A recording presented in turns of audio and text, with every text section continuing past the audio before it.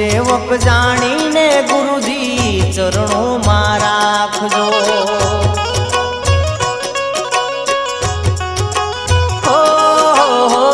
सेवक जाणीने गुरुजी चरणों में राखजो।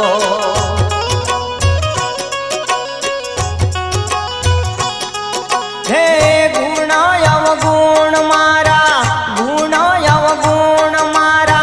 माफ करी देजो। सद्गुरु साहेब मारी संभाळ राखजो।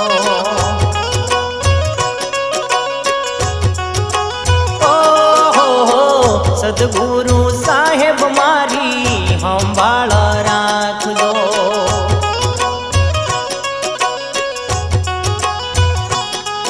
हे संभाळ राखी मारी चरणों में राखजो। सद्गुरु साहेब मारी संभाळ राखजो।